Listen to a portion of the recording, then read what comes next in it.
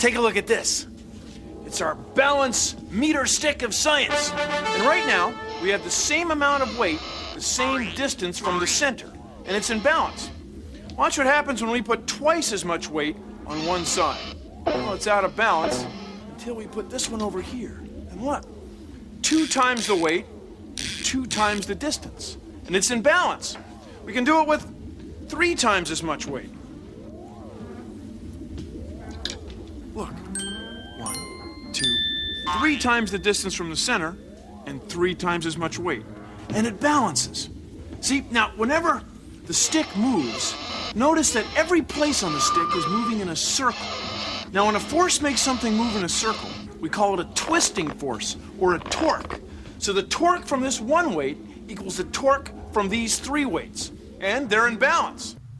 Okay, so now in our second lesson on moments, we will now be learning about the principle of moments.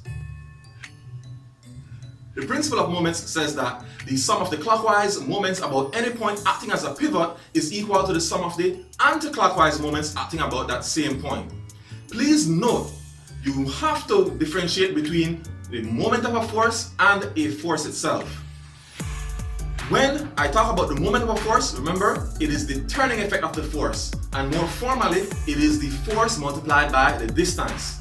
So the difference between the moment of a force and the force itself is you have to take into account the distance away from the pivot that force is.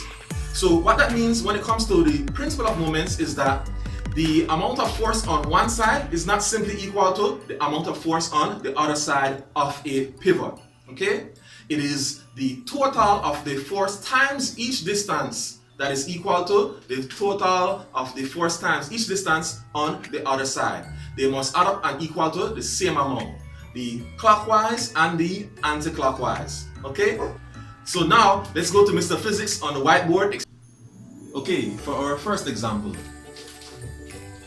A person applies a force of 25 newtons on the handle of a hammer to remove a nail. The handle is 25 centimeters from the pivot of the hammer, while the claw is 5 centimeters from the pivot. What resistive force does the nail provide? So, as I've said many times before, it is a good idea to start by, drawing a diagram or at least downloading one from the internet. The person is applying a force of 25 newtons perpendicular to the length of the hammer. And then the nail itself is providing a resistive force. It doesn't want to come out of the piece of wood that it is embedded in, right? And so we have to find that force. Note also that it is also providing that force perpendicular to the fulcrum of the hammer. Both of them are perpendicular to the fulcrum of the hammer. Please note that when it comes to the moment of a force, the two forces do not have to be parallel with each other. They do not have to be acting in the same direction, but they just have to both be acting perpendicular to the fulcrum. So in this direction, that is perpendicular to the fulcrum, and in that direction, it is perpendicular to the fulcrum. After that, we then proceed by identifying our givens. So the principle of moments says that the sum of the clockwise moments is equal to the sum of the anti-clockwise moments. So we have to identify all of our clockwise moments and all of our anti-clockwise moments. So here are our clockwise moments. What forces are producing a clockwise turning in this problem? Well, if this is our pivot and that 25 newtons is acting to the right, then it wants to take that hammer and turn it this way, which is the way the hands of a clock turn. That's why it's called the clockwise moment. The resistive force of the nail is acting downwards on the left hand side of the pivot. So then it is pulling it back this way, so that is an anti-clockwise moment. So our clockwise moment, we have the first force here is 25 newtons, and our first distance that corresponds to that is 25 centimeters. The anti-clockwise moments, that second force, we don't know what it is yet, and that second distance that it corresponds to though is 5 centimeters. So we can substitute the 25 centimeters and the 5 centimeters in here. We do not have to convert them to meters. If we wanted to convert them to meters, then again remember, centi means 100. What's an easy way we can remember that centi means 100? Well, think of centipede. Where does a centipede get its name from? Because centi, that prefix, means 100. And a little bit of extra information for you, ped is a root word of pedal, which means foot, right? Pedestrian, pedal, ped, they all mean foot. So a centipede just literally means 100 feet. So as I was saying, you could convert these centi both to meters if you want, but it's not necessary, and you'll see why in a short while. So when I multiply 25 newtons times 25 centimeters, that will give me 625 newton centimeters. So this is the sum of the clockwise moments. That must be equal to the second force multiplied by 5 centimeters. So what multiplied times 5 will give me 625? Well, to determine that answer, I divide 625 by 5. But when I do so, in physics, I must keep track of my units, and I have here that the centimeters cancel out, and I'm left with 125 newtons. Earlier, I said that we did not have to convert these from centimeters to meters. The reason is because if we did convert both of them to meters, then the meters would have both cancelled, and it wouldn't have made a difference. So 125 newtons is our answer. That's it. In our second example, we have a father of mass 125 kilograms who sits on the left side of a seesaw. His two daughters of mass 30 kilograms and 50 kilograms sit 1.5 and 2.0 meters on the right side respectively. Where must the father sit in order to balance the seesaw? So I'm pretty sure when you were younger, you and your dad pretty much did this very same thing. And to balance out, I hope maybe you noticed that you shouldn't have sat at the same distance away. For you guys to balance out, if he weighs more, he should sit closer, and if you weigh less, you should sit further. That's one way you have experienced the moment of force in your everyday lives before knowing it was called moment of a force or torque.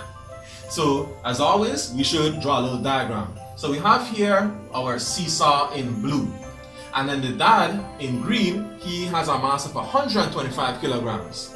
And we don't know how far away from the pivot he is in order to balance. The daughters though, we know their masses are 30 kilograms and 50 kilograms respectively. Their distances away from the pivot are 1.5 meters and 2 meters. You may notice here that on my diagram I do not have 1.5 and 2. Notice here, this is 1.5 and that is 0.5.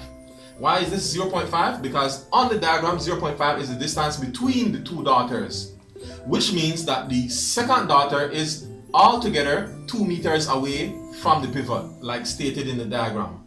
1.5 plus 0.5 gives us a total of 2 meters. So then we should proceed by identifying our givens. So our clockwise moments. If this is the fulcrum in the middle, on the right hand side will cause the seesaw to turn clockwise like that. And so our first force is 30 kilograms. Technically, that is not a force. If we were to find the weight of the person, which would then be a force, we would have to multiply its mass times the value of gravity. But we do not have to do that, as you'll see in a little while later on. So the distance of the first child is 1.5 meters. The second clockwise moment producing force is 50 kilograms, and its corresponding distance is 2 meters as well. Anti-clockwise, we only have the dad. His mass is 125 kilograms, and his distance we don't know. So then we proceed by writing down our formula. And you may notice here, I have it a little bit differently from the previous example. It doesn't really matter because the two sides are balanced, they're equal. You know, it's kind of like Thanos, perfectly balanced, as all things should be. So 125 kilograms times this unknown distance will be equal to 30 kilograms multiplied by its distance of 1.5 meters plus 50 kilograms times its distance of 2 meters. Remember, it is the sum of the clockwise moments. So we have to add up all the moments. Now please note, that does not mean we add up all these numbers. No, we have to multiply first and then we add them. Because we have to find the moments first, then we find the sum of those moments. So 30 times 1.5 gives us 45, and 50 times 2 gives us 100. So 45 plus 100 is 145. And when we multiply kilograms times meters, that gives us kilogram meters.